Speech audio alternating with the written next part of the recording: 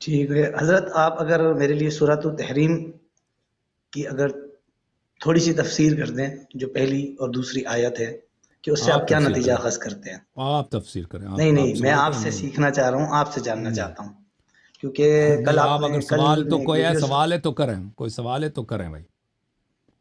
تو سورۃ تحریم کی آپ ترجمہ یا تفسیر نہیں کریں گے؟ آپ کوئی سوال ہے تو کر لیں بھائی، تفسیر کرو فلان سورہ کی، یہ کوئی بات ہوئی؟ کوئی اسی سوال میں سے میں بالخصوص سوال آپ اصل کے، میں پوچھنا چاہتا آپ ہوں۔ سوال کرو، پھر سوال کرو۔ سوال میرا یہ ہے کہ سورۃ تحریم میں آپ کا کیا خیال ہے کہ جو تنبیہ کی گئی ہے یا جو تنقید کی گئی ہے وہ کس پر ہے؟ تو اس میں نبی صلی اللہ علیہ وآلہ وسلم پہ عتاب قرآن میں کہیں نہیں ہے کہ نبی صلی اللہ علیہ ٹھیک ہے، وآلہ وسلم کی وہ عتاب کی گئی، یا ایھا النبی صلی اللہ علیہ وآلہ لما تحرم ما احل اللہ لک، کیوں حرام قرار دیتے ہو اس چیز کو جو اللہ نے آپ کے لیے حلال کر دیا۔ حلام کو یہ جماعت جو کہتے ہیں کہ اللہ نے نبی صلی اللہ علیہ وسلم کی مذمت کی ہے، وہ اس بات کو نہیں سوچتے کہ حلال کو اگر کوئی حرام کر دے تو یہ کفر ہوتا ہے، حلال کو حرام کر دینا یہ دین میں بدعت ہوتا ہے، ٹھیک ہے نا، اور یہ کسی کو حق نہیں ہے کہ حلال کو حرام کر دیں۔ تو یہ نبی کریم صلی اللہ علیہ وسلم کی مذمت نہیں ہے، نبی کریم صلی اللہ علیہ وسلم کی دلجوئی ہے، کی تسلی ہے کہ آپ اتنے مظلوم ہیں، آپ اتنے اکیلے ہیں اپنے حیات میں، کہ آپ اپنے گھر میں، اب آپ کو اپنے گھر میں تقیہ کرنا پڑتا ہے، آپ اپنے گھر میں مظلوم ہیں، تنہا آپ کے ساتھ کوئی نہیں ہے۔ اچھا، یہ بیان ہے، یہ اور کیوں یہ ہوا تھا، وہ واقعہ بڑا مشہور ہے کہ نبی صلی اللہ علیہ وسلم کا راز کن لوگوں نے ظاہر کر دیا، بہرحال اس میں تفصیل ہے، اس میں بہت وقت لگے گا بیان کرنے میں۔ میرا سوال یہی تھا، اسی سے متعلق تھا۔ آپ نے کہا کہ رسول اللہ صلی اللہ علیہ وسلم کی دلجوئی ہے اس آیت میں، کہ آپ صلی اللہ علیہ وسلم تکلیف میں تھے، پریشان تھے، ان کے راز کا معاملہ تھا۔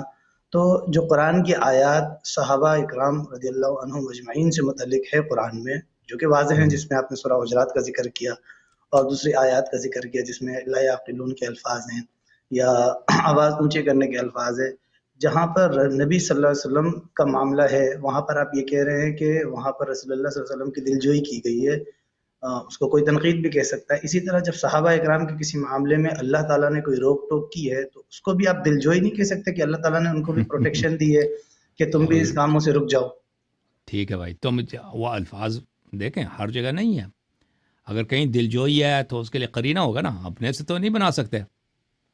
نبی صلی اللہ علیہ وآلہ وسلم حلال کو حرام نہیں بنا سکتے، حرام کو حلال نہیں بنا سکتے، وہ دین میں بدعت نہیں لا سکتے، وہ کافر نہیں ہو سکتے، ٹھیک ہے نا۔ اور پھر ہمارے پاس واضح حدیث ہے اہل بیت علیہ السلام کا کہ اللہ تعالیٰ نے قرآن میں کبھی بھی نبی صلی اللہ علیہ وآلہ وسلم کی اللہ نے مذمت نہیں کی ہے، یہ امام جعفر صادق علیہ السلام کا قول ہے۔ جہاں بھی ظاہر اس کا عتاب ہے، ظاہر اس کی مذمت ہے، وہ باطن میں وہ کسی اور کی مذمت ہے، نبی صلی اللہ علیہ وسلم کی نہیں ہے۔ قرآن کا نزول اس اصول پہ ہوا ہے، یا کعانی واسمع یا جارہ، تم سے کہہ رہا ہوں تاکہ دوسرے سمجھ لیں۔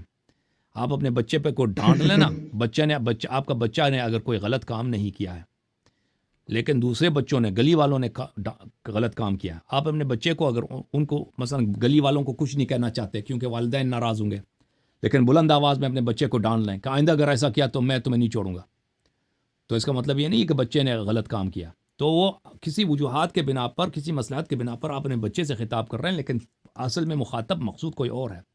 قرآن مجید میں اہل بیت علیہ السلام کا یہ فرمان ہے، وہی اہل بیت علیہ السلام جو مطہر ہیں، جو قرآن کے 7 ثقل اکبر ہیں، انہوں نے فرمایا ہے کہ قرآن میں نبی کریم صلی اللہ علیہ وسلم کی کبھی بھی مذمت نہیں ہے، لیکن صحابہ کے متعلق اگر کوئی ایسی آیت ہے، ٹھیک ہے نا، کہ صحابہ تو اس طرح نہیں ہے کہ وہ معصوم ہے، صحابہ سے اگر خطا ہوئی، قرآن نے مذمت فرمایا تو پھر کیا ختم بات۔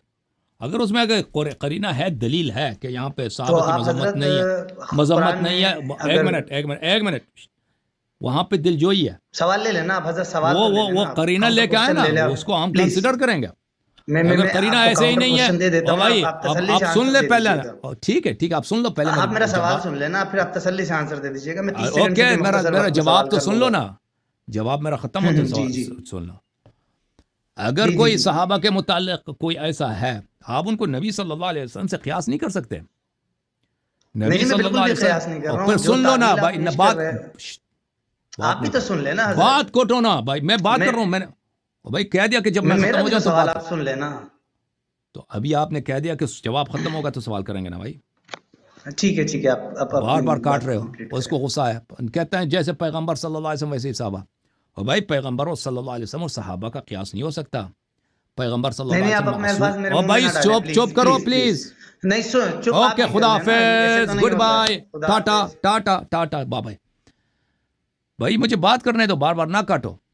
پیغمبر صلی اللہ علیہ وآلہ وسلم اور صحابہ کا قیاس نہیں ہے کہ جو پیغمبر کا رتبہ ہے وہی صحابہ کا ہے. پیغمبر سے غلطی نہیں ہو سکتا تو صحابہ سے بھی نہیں ہو سکتا. یہ کس کا بکواس ہے؟ یہ کس کافر کی بکواس ہے؟ کس دلیل کے بنا پر کہ صحابہ سے غلطی نہیں ہو سکتا؟ صحابہ ہیں چیزیں کیا ہیں کب سے غلطی نہیں ہو سکتا؟ اگر کسی معاملے میں کوئی آیا موجود ہے کسی صحابی کے متعلق, اگر یہ ہے کہ اس صحابی کی دلجوئی ہو رہی ہے تو ہم اس کو کنسیڈر, وہ بتاؤ, دلیل لے کے آؤ. اس طرح جنرل قاعدہ آپ نہیں بنا سکتے کہ جہاں بھی صحابہ کی مذمت ہے وہ کہہ دے کو مذمت نہیں ہے, کیونکہ صحابہ سے غلطی ہو ہی نہیں سکتا. قرآن کچھ اور کہہ رہا ہے. یہ کوئی جنرل قاعدہ نہیں ہے. اب تم بھاگ جاؤ بیٹے, تم اب سیکھ جاؤ کہ جب میں بات کر رہا ہوں میری بات کو نہ کاٹو. اوکے, جب ایک دفعہ دو دفعہ تمہیں سمجھا دیا کہ میری بات نہ کاٹو تو میری بات نہ کاٹو. جھوم جاؤ, پرواز کرو, کیوں فخر سے سر اٹھا, کیونکہ اللہ تعالیٰ نے تمہیں انتخاب کیا. صراط حق پر صرف تم ہو, صراط ایمان پر صرف کیا, کیونکہ اللہ تعالیٰ نے تمہیں انتخاب کیا. صراط حق پر صرف تم ہو, صراط ایمان پر صرف